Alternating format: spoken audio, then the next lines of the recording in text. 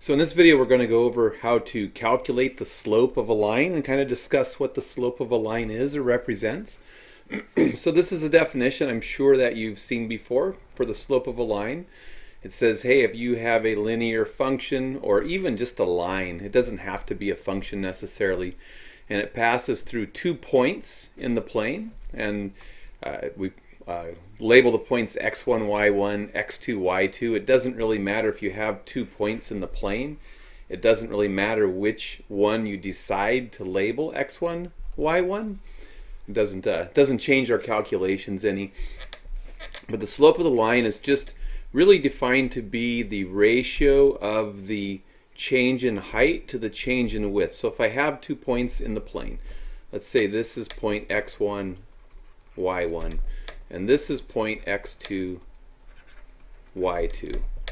The slope of the line is just how far do you have to go over versus how far you have to go up to get to from one point to the other point. And this kind of constructs then a right triangle in the plane. And this is a signed distance right here. This signed distance is x2 minus x1.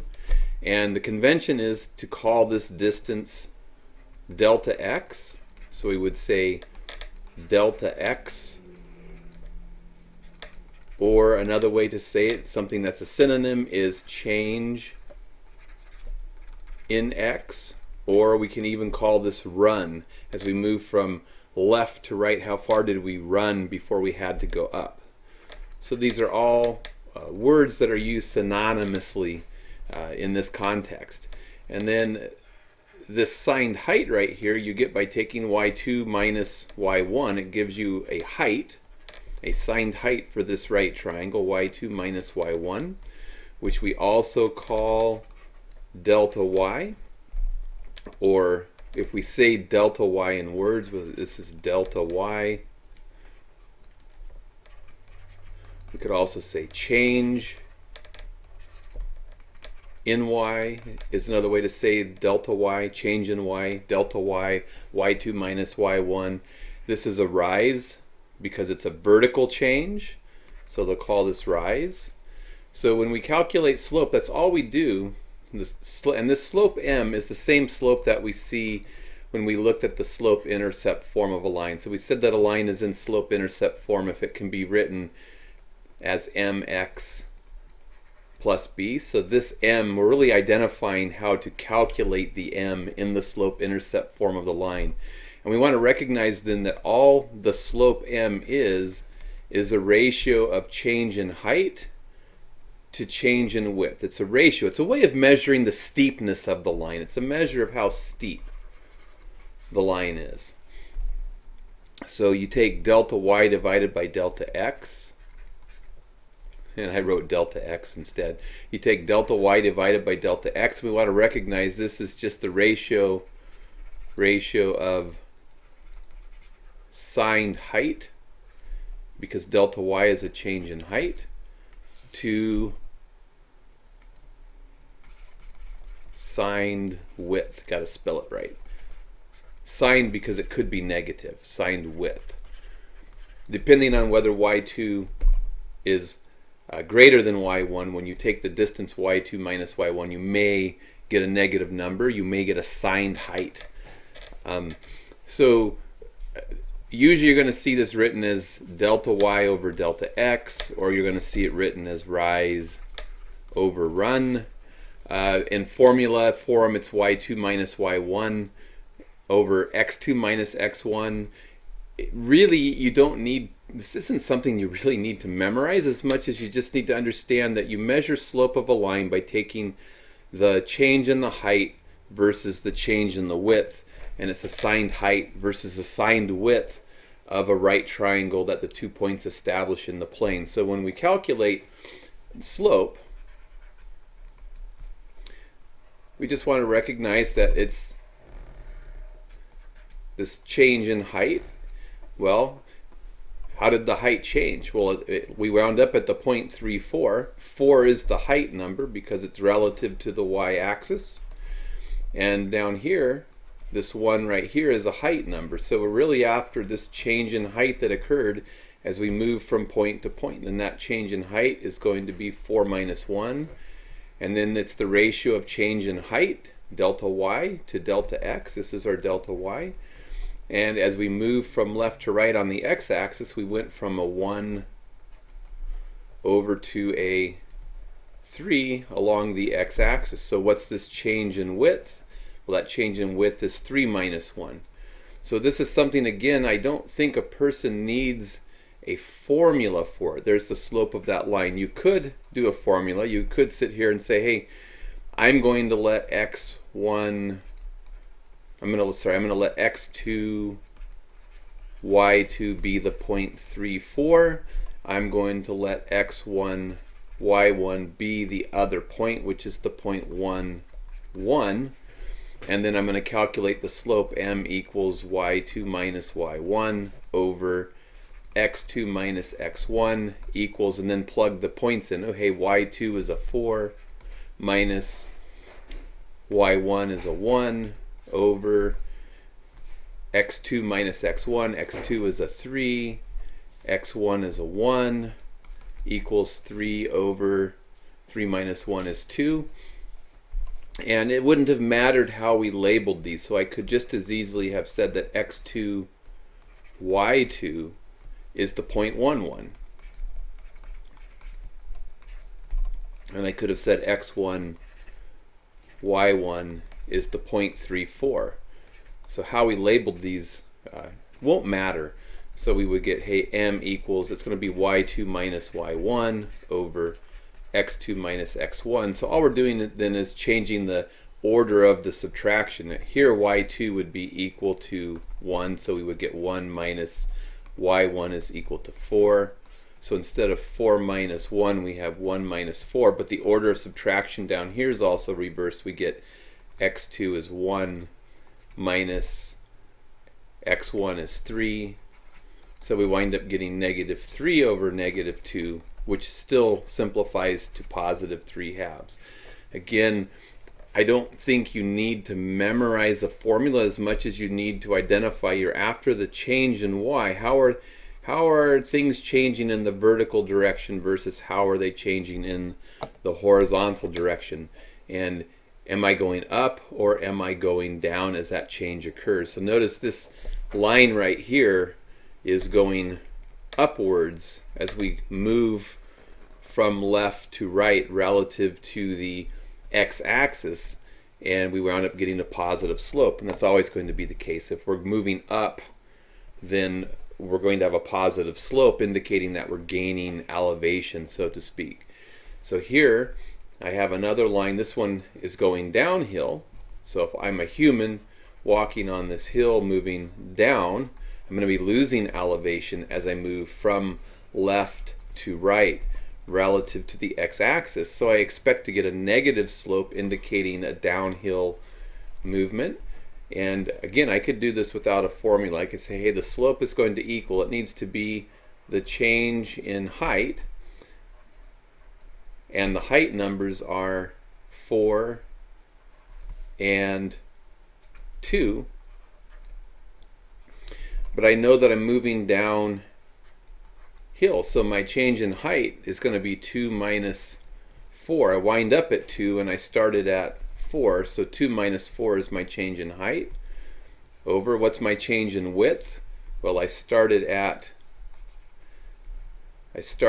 negative 2 relative to the x-axis, and I moved all the way over to 3, so my change in width is going to be the length of this line segment along the x-axis that's underneath the right triangle formed by those 2 points. So I went from negative 2 to 3, so I wound up at 3 minus, I started at negative 2, 2 minus 4 is negative 2, 3 minus negative 2 is 3 plus 2 is 5. My slope is negative 2/3, negative because I'm going downhill. If we want to take a formulaic approach to this, then we could establish that this will be our x1, y1. We could establish that this is our x2, y2, and then we could use our formula. We could say, hey, the slope is going to be y2 minus y1 divided by x2 minus x1 is going to be equal to, this is my y2, so it corresponds to 2, minus, here's my y1 corresponding to the 4, there's my 2 minus 4, divided by x2, x2 is 3, minus, there's a minus what? x1 is negative 2, equals 2 minus 4 is negative 2. I have a double negation, so that is a plusy. 3 plus 2, this is negative 2 over 5. So we could take a very formulaic approach to calculating that slope. If we have a horizontal line, what we want to recognize is that the slope of the horizontal line is always going to be 0. And remember, we said that slope is a measure of steepness.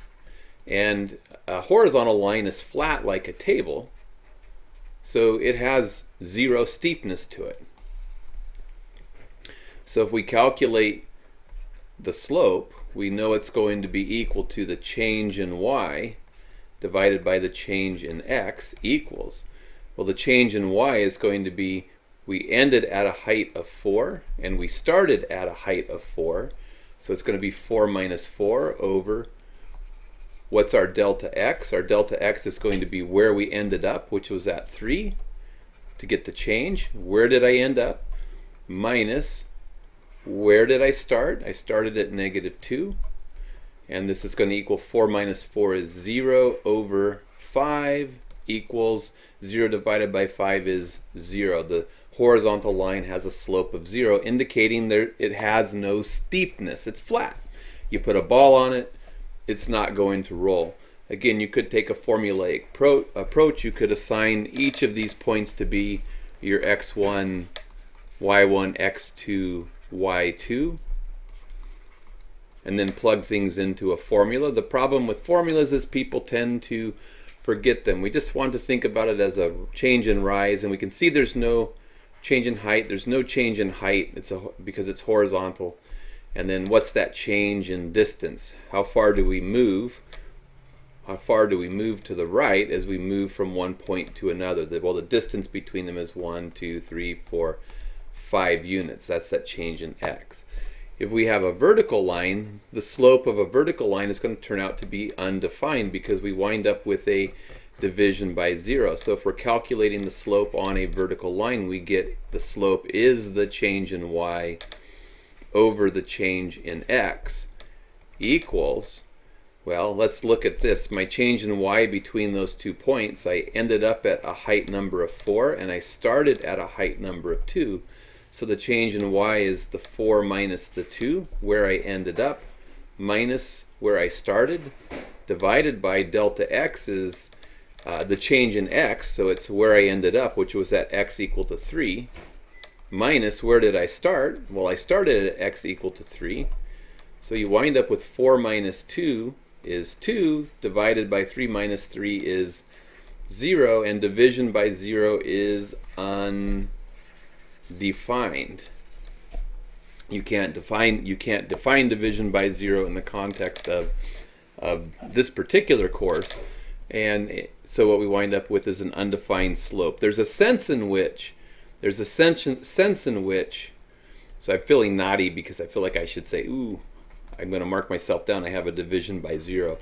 I wouldn't try to calculate the slope of a vertical line. That's one thing. I would just say, hey, it's a vertical line. It has an undefined slope. There's no need to calculate anything. There's also a sense in which 0 goes into 2 infinitely many times. There's a sense in which you could define 2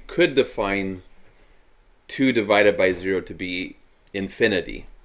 And there's a sense in which this makes sense in the context of a vertical line. So if you think about this vertical line as being a cliff. So here's a person at the precipice of this vertical line. And he's going to take a step off. And when he takes a step off, he's going to plummet until he dies. And the reason he's going to plummet is because if I think of this vertical line in the context of the physical world, this is like a cliff. And so there's a sense in which a cliff has infinite slope. It's infinitely steep. So remember, Slope is a measure of the steepness of a line. A table had a slope of 0 because it had no steepness. Whereas a cliff, there's a sense in which it's infinitely steep, which is why you die when you jump off of them. I wouldn't want to see this in a homework. What I would want to see in a homework is a student recognizing that they have a vertical line and saying, because the line is vertical,